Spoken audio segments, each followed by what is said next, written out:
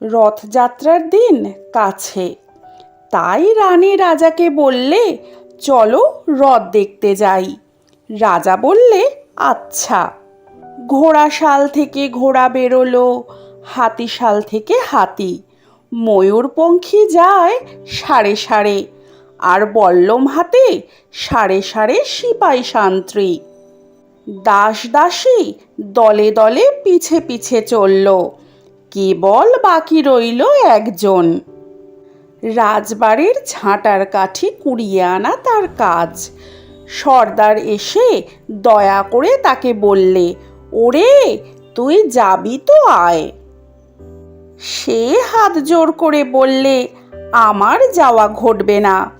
রাজার কানে কথা উঠল, সবাই সঙ্গে যায়, কেবল সেই দুঃখীটা যায় না।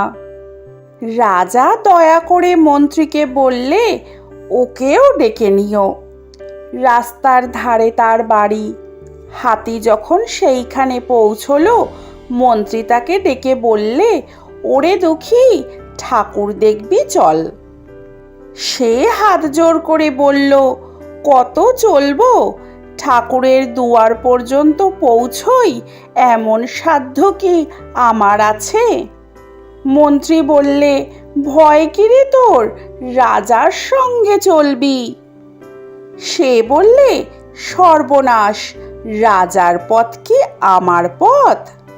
মন্ত্রী বললে, তবে তোর উপায়? তোর ভাগ্যে কি রথযাত্রা দেখা ঘটবে না?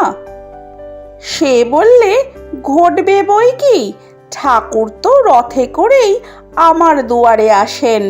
মন্ত্রী হেসে উঠল, বললে, তোর দুয়ারে রথের চিহ্ন কই? দুঃখী বললে, তার রথের চিহ্ন পড়ে না। মন্ত্রী বললে, কেন বলতো? দুঃখী বললে, তিনি যে আসেন পুষ্পক রথে। মন্ত্রী বললে, কই রে সেই রথ?